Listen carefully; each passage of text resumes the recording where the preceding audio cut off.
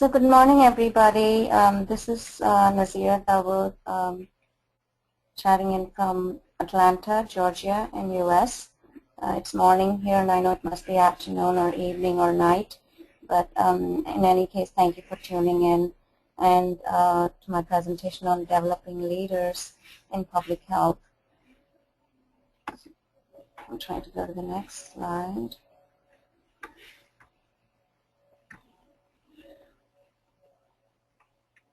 Okay, so leaders are of various types, as you know. As one of the quiz is, what is the difference between a supervisor and a manager and a leader? The supervisor says that he's the supervisor, and the manager asks the supervisor to say that he's the manager, and so now you know the third person is the leader. So we have different types of leaders, and we're going to look at it in my presentation now. So as an overview of my presentation for the next half an hour, what is public health? Because when I'm going to talk about leaders in public health, you have to know what is public health. How do you restore the community with a decent civic engagement process?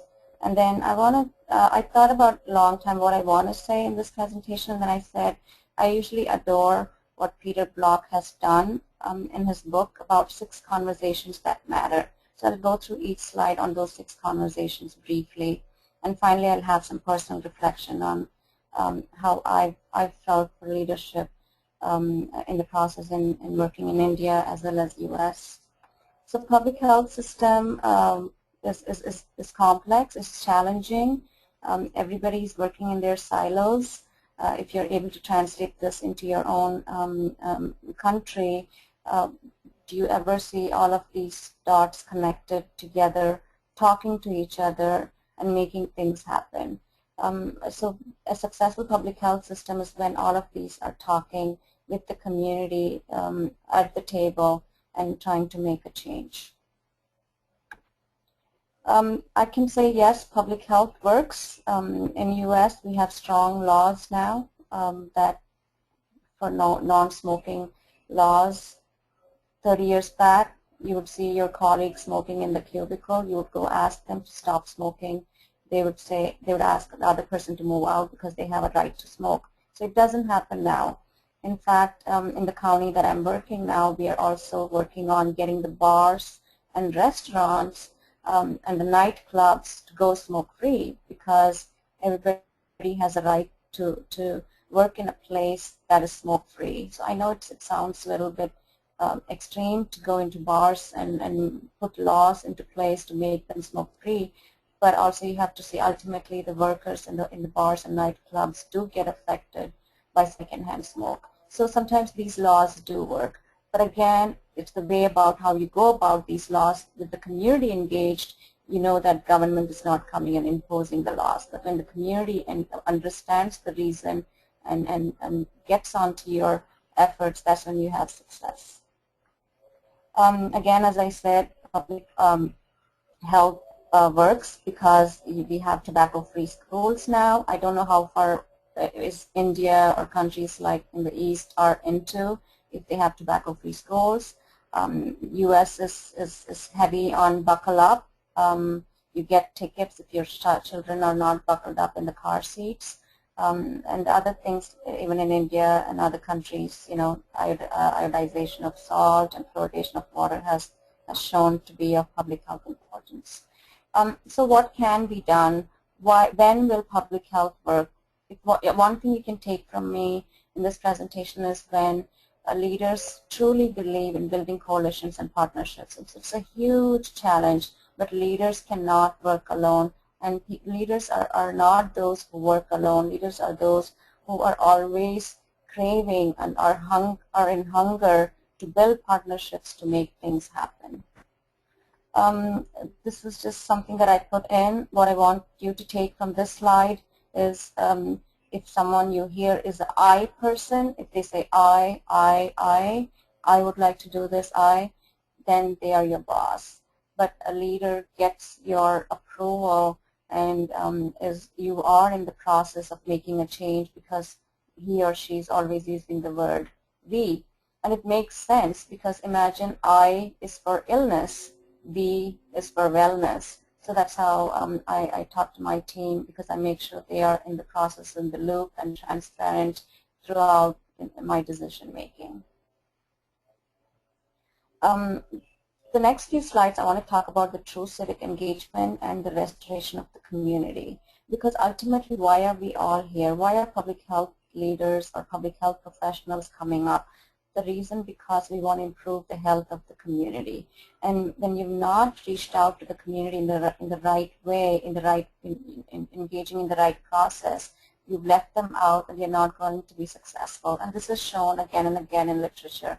So I want to talk about Peter Bloch's book on 6 conversations that matter. But before that, I want to talk a little bit about civic engagement. How do you do it? Change the conversation. Change the question. So what does that mean? That means listen, speak differently. I mean, there are traditional way of speaking where you come out as the boss and say this is what needs to be done. So when you change the conversation, it's like, we need to do this. What is it that you want? Sometimes shifting the context, because traditional method is about problem solving, investment, and now the recent approach is about how community action takes place with the community vitality and their experience. Using the community to make a change in their own community is how change can happen. So we always ask questions like, how do we hold people accountable, right? I'm sure you, if you're a leader, if you're a supervisor in your agency, you've always been asked this question. How do we get others to be more responsible? How do we get others to buy into our vision? It's your vision. You've not asked the community to come up with a common vision. So here you are asking, how do we get the community to buy into our vision? How do we get those people to change? When we say those, we've already delineated us from an agency to the community, saying they are different. So how much will it cost and where do we get the money? And these are questions that we are either asked or we are always asking the others. How can you change that offer? How can you shift the language away from usual conversations that builds resistance? You go into a community and you ask all these questions. How can we change? You hear there's a huge resilience from the community. The community doesn't accept the way you come in and want to make change. So how do you change that offer and say that you are the citizens who need to make this change, and these are the tools we'll be able to provide, and make yourself accountable to make a change in your community. So that should be the task of your leadership, is to produce engagement. So what if your outcome as a leader, as a boss in your company, was not just to provide investment or return on investment or just to show some outcomes and reports, but your product was how have you engaged the community? And that's been done very in limited places now, but it's picking up because they see much value added work and outcomes are improving with the community getting involved. What do you mean by leadership? To focus attention and define the conversations for people. So here you are gathering the people. The people are not interested in coming to a meeting. They've been to a meeting, they hear what you have to say, they really don't know what to take back, and they leave. So you've got their attention for a while, but they left. But instead you call it a gathering and change the conversation. Previous thinking, traditional thinking is the leader is responsible for planning and implementing. So let's change that conventional and traditional thinking to say, how do we move from parenting? When you say parenting, that means you treat the community as a child and you give them orders, you dictate what you say. No, make the parenting approach to become a partnership approach to say, hey, you guys are important in this process. It's your problem. Let's solve it together. So it is a commitment that you're asking for them. They come into a meeting. You've already asked them. give their commitment for their community. So you're just serving as a forum. What is a real civic engagement? A real civic engagement doesn't focus on the past problems and the history. It focuses on, there is a solution, let's go towards that. It looks at the future, creates the possibility of both a change in thinking and the tools to bring this to others. So here you are, you've gathered the community, you've initiated conversations that has shifted your language from, hey, this is our vision, can you buy into this? No, you go in to say, let's create a vision together where we all can work together in partnerships and improve your community. So you've shifted the conversation to the community and giving them the commitment. And I don't know how many of you are aware of or heard of appreciative inquiry. If you look at both the sides that I've compared here, traditional organizations, even in a hospital system that you're working in, it defines the problem, fix what's broken, and it focuses on decay and fixes that problem, right? So it's more approaches, what problems are we having? But what appreciative inquiry does is searches for solutions that already exist. So it's future focused. It's amplifying on what is working, because every community, every agency has something positive to with them. Work on their positive assets that they already have, and focus on life-giving forces. So what is working well around here? Let's improve that. Let's amplify what is working here. And again, what is appreciative injury is, as defined by Gail Johnson, is it's a framework for creating an imagined future that builds on the most, don't forget these words, positive and vital elements of an organization. So when you say positive, you are leaving out the gaps and challenges, but you're moving towards that shift of let's get something done, let's move towards the future. Change your thinking, and they say change your life. So how we've always we've thought before is we look through the same lens. We've been taught to look through the same lens. We go into a community and we start talking high technical terms and hardly they understand anything. So learn to speak their language. If they are third grade, if their level of understanding is third grade, come down to a third grade level of your English and talk to them so they understand what you're saying. And let them know that they are the creator of the world, and also the products that will come out of it is because of them. So give them some of the examples of this sort of thinking is the subordinate creates the boss. So the boss doesn't create a subordinate. What if the subordinates can create that ideal boss? What if the audience can create the performance in the stage? What if the child creates a parent? And what if the citizens create its leadership, right? And a room and a building are created by how it is occupied. So you don't go into a room and say, hey, this is what we have, but you go and build that room according to how this community wants it. The student, imagine these possibilities. The student creates the teacher. What is it all coming up to is positive feedback. So the teacher is able to get feedback from the students and they're creating themselves. And the listening creates the speaker, right? So I guess I am a speaker that you guys are making me one. Such as I said, the listening creates the speaker. And change the conversations, change the future. Like I said before, instead of going and being in a room, try to change the culture of the room and create that room, and change the conversation. You know, telling the history of how we got here has no power. You know, just talking about history, how we got here, people are going to be lost because they already know that. Giving explanations and opinions are not going to count because it doesn't matter to people. Blaming and complaining is really not going to work. But and just showing them reports and descriptions and statistics is done. I mean, the community is overpowered with all that information. But change the conversation, change the future with the community that you've already gathered and say, these are our positive aspects. Let's amplify them. Let's create a vision together and let's make it work. So I want to go in quickly into the 6 conversations that matter.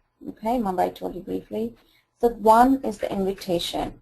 When you gather a community, when I mean community, it can be your staff, it can be your clients, it can be your patients, it can be your public health clientele who come into the public health departments. So when you invite them, how are you making that invitation? So you're trying to transform something that's not working into a future positive attitude. So you are giving them to take ownership. When you invite them saying they have to have some take-home message and some take-home tasks. That is when they should attend the meeting. Otherwise, they should not be able to. They should not be attending the meeting. So you've given them clear-cut idea why they're coming, because they have to be engaged. It is a challenge to engage. I've been doing that the past 2 years.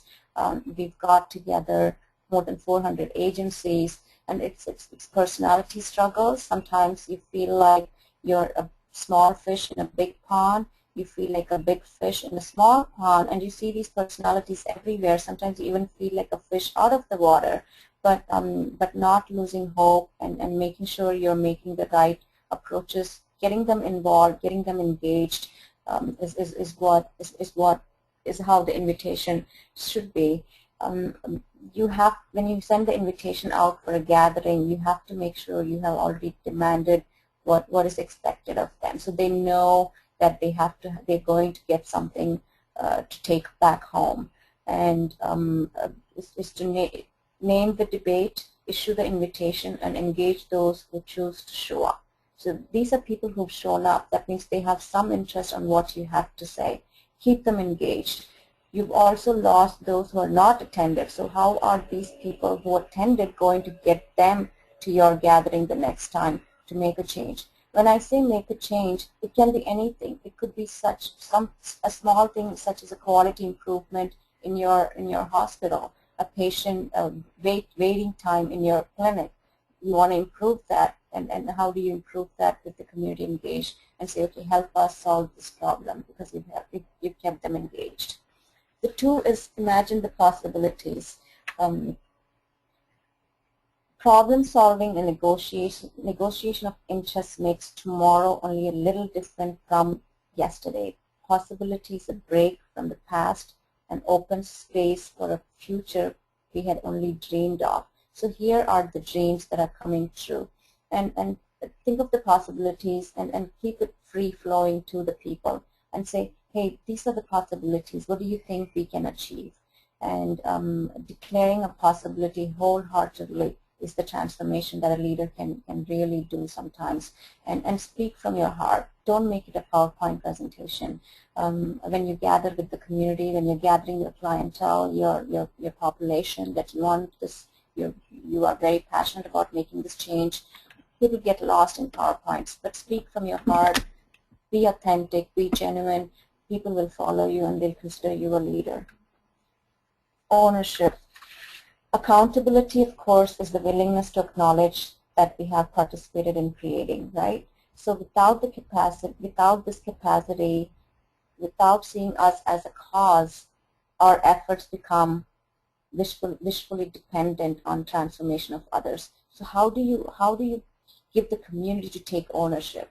How do you say, because you're not the CEO of this agency, how do you show them that you're not doing this because you're the CEO, but you're showing this because you care about this community, you care about your hospital system improving, you care about providing good customer service to your clientele that's coming in. So that happens only when you can give ownership to your team, you can give ownership to your clientele. And I don't want to read all of this, but just the middle point, the best opening questions are questions about ownership people feel for this particular gathering. How much of ownership do they have? Sometimes you'll ask, when you're in a gathering, you tend to ask, what do you think should be done? And then you suggest something, and you'll see half of the people saying, hey, I agree, I don't have anything to contribute, I'll go with what you say.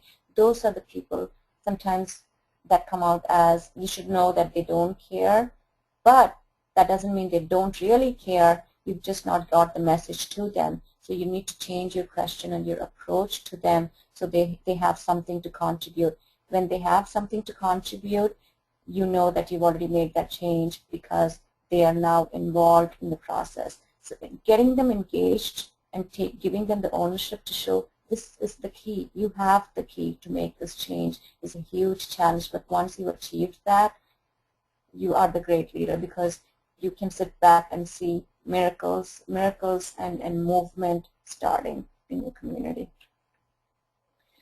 What is dissent? Dissent is the cousin of diversity. And it is when we fully understand what people do not want that choice becomes possible. What is your leadership task is to surface doubts and dissent without having an answer to every question. So they should be comfortable with you to say no.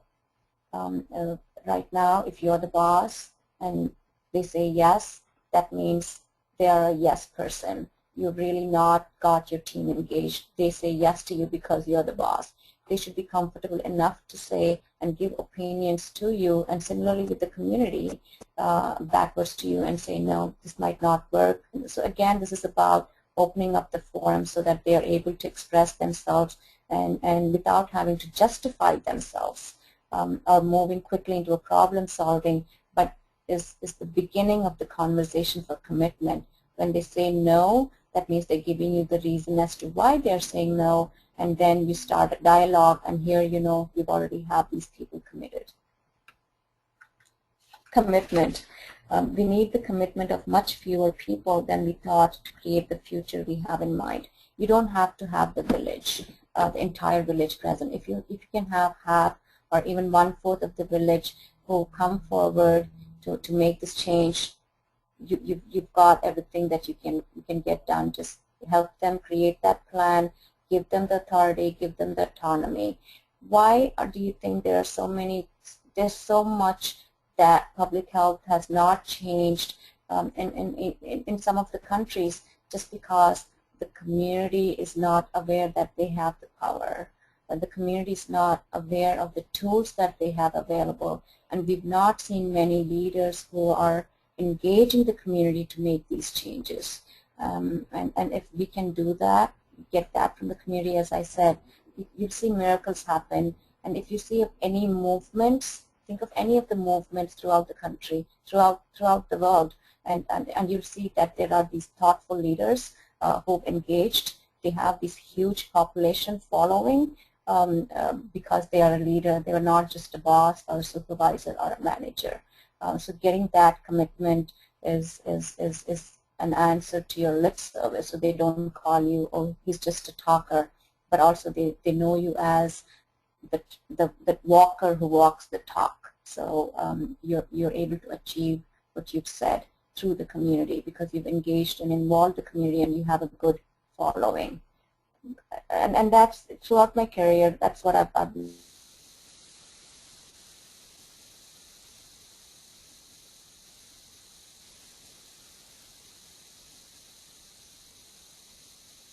change. The sixth conversation is the gift. The focus on gift confronts people with their essential core that they have the potential to make the difference and change lives for good. Instead of problematizing the work, this is about searching for the mystery that brings the highest achievement. Maybe the community has not figured out what is it they're searching for, so they've started to look now. And what is that mystery? How can we solve that mystery is a gift that you're bringing on, because you're not focusing on deficiencies and weaknesses, but as I said previously, appreciative inquiry is about seeing what you already have, the positive assets in your agency or in yourself or in your team, and the gifts that you are able to capitalize on the gifts that you already have.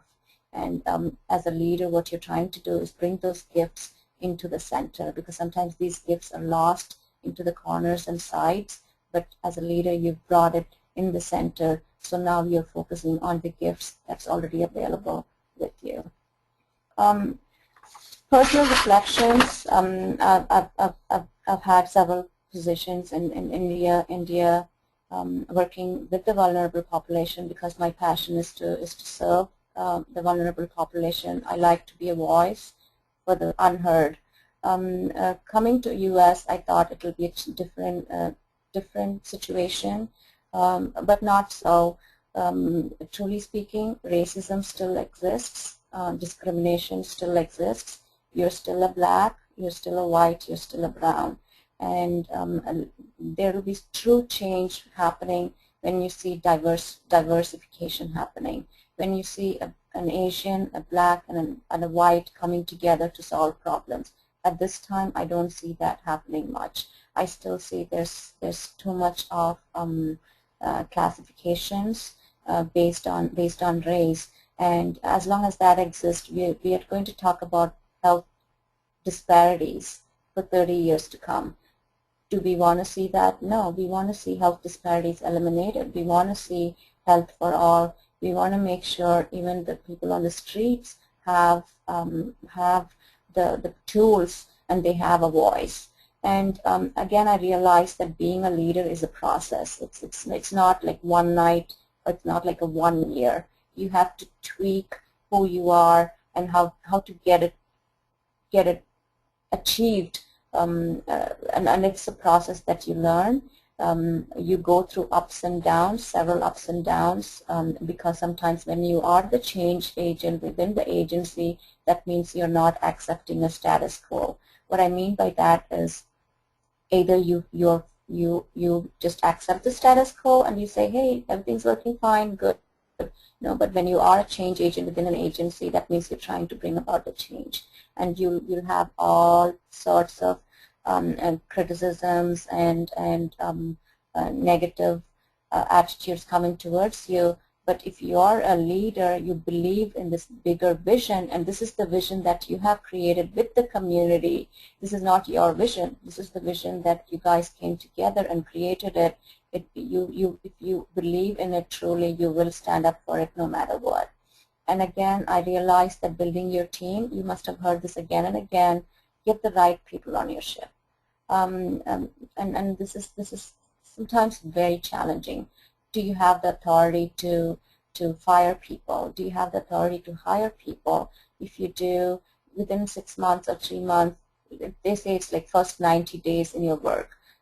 That's when you really have started to learn your people. Within 6 months, you build your boat, your ship, and you have the right people on the ship. Because you don't want people who are drilling holes at the back end of the ship and it's falling down. So it's sinking, you know. So build your team.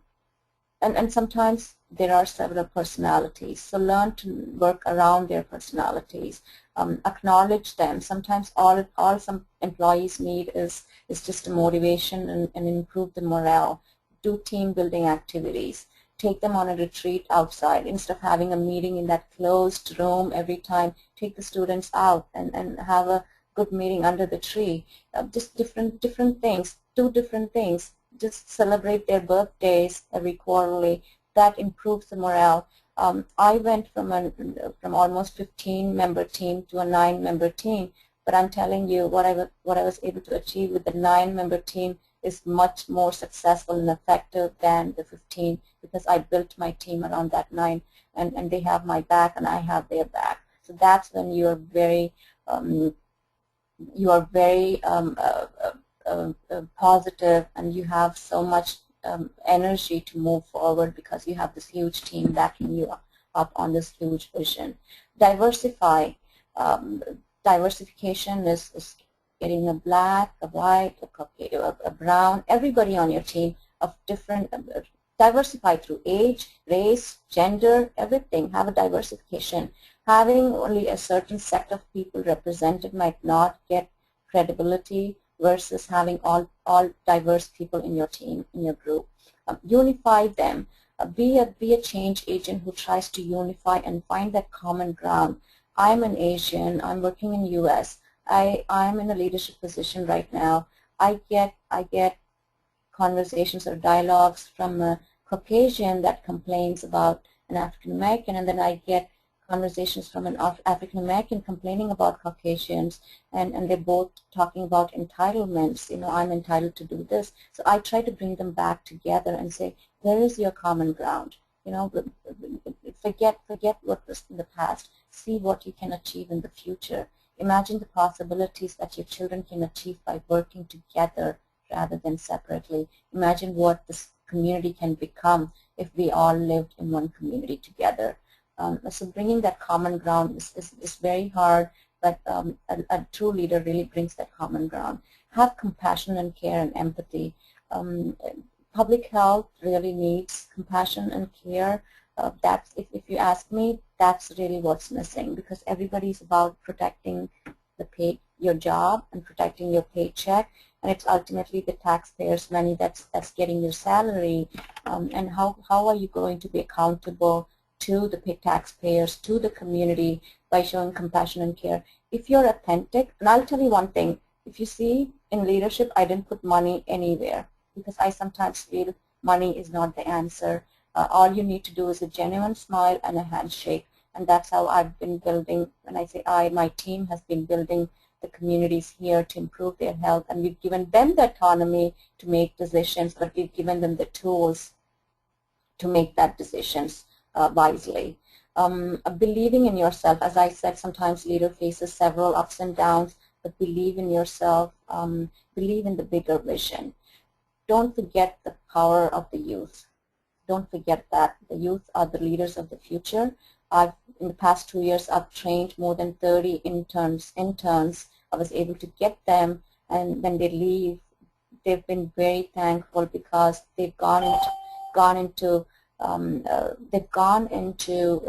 circumstances and conditions where they would not have reached before if they didn't intern and go out into the streets. So they've learned a lot. So develop leadership in the youth, so when you are gone tomorrow, you know that you've left a legacy behind of this group of people. Be transparent and accountable. Say from your heart. Don't hide it from your team. Say what it is. Speak the truth, and be transparent. Say if something is going wrong, accept it and let the team know. Team, this is not working. Tell us how we can come together and make it work. One thing that I've realized why teams' morale goes down is managers and the supervisors don't give the credit where it is due. A true leader doesn't take credit. A true leader sees things happening, and that's what makes him or her happy. That means he's not taking the credit, but he's giving the credit to where it was due. Even if it's to the lowest sector in the employment, the credit goes there. So try to get that credit part out of yourself and say, hey, thank you so much, it was you who did it. Really improves the product of your management. Find a good mentor. Even leaders have good mentors, but find the one that will be able to advise you wisely, and you're feeling comfortable with it. Do not give up. If you're a person who's passionate, especially in the public health, you are in public health because you're a public health servant, you want to serve, and how do you help the vulnerable and speak their language and give them a voice? Not everybody can speak like you, like a public speaker, but give them a voice and speak for them. Don't speak for yourself, speak for them, speak with them, and give the power to the community. Our team has done that in the past 2 years, and we've started a health movement here that's going national, and people are asking how we did this. So that I'm very proud of that, and that happened because autonomy was given to the community. My final slides: challenges, gaps, and opportunities. I'm a favorite fan of Sir Michael Marmot. He said, do we have the knowledge? Yes. Do we have the means? Yes. Do we have the will? And that's what the leader asks. Do we have the will? And he starts from there. So thank you again for listening patiently to some of the things that I felt was important to be a leader, and I'm open to questions right now. Thank you very much once again, Dr. Nazeera Dawood, for being with us again in the 7th IOMC conference with another insightful presentation. I now open the floor for any question or comments or any feedback from the audience. In the meantime, some questions are being posted for you in the chat box, so please have a look, read out the question, and please answer the question accordingly. I don't see any. Okay, wait. So from Monica, she says, how is CCRC certification helpful in public health, and does it help in managerial or leadership positions? No, CCRC is Certified Clinical Research Coordinator. This is in my prior life when I was doing clinical research at Emory University. Did it help me in leadership positions? No, it was just a certification that I had to get to conduct clinical research in an ethical manner. So CCRC really didn't help me in my leadership position. Okay, so trying to shift the paradigm from parenting approach to partnership approach, indeed by involving the community in the process, they would feel as part of the team and will contribute more effectively. Yes, that's completely true. And I'm telling you, you have a following. You have a great following. Dr. Monica, if you want to add something.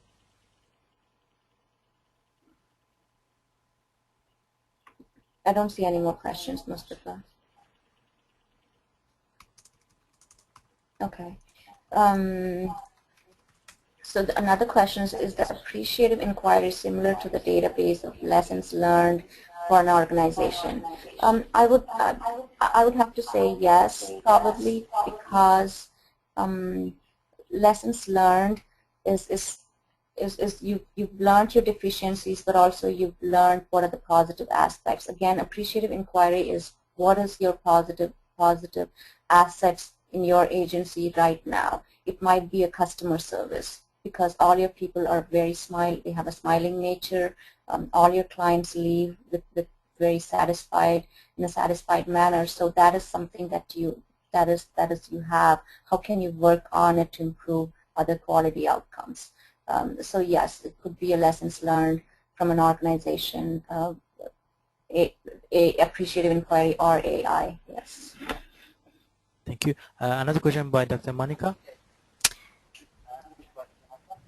Hi, Dr. Nazeera, thank you. This was a great presentation, and this is something that they do teach us in public health programs as to how to, involve the community at certain levels. And there are various leadership roles, and some of them are restrictive, some of them just are engaging. This was a very wonderful presentation.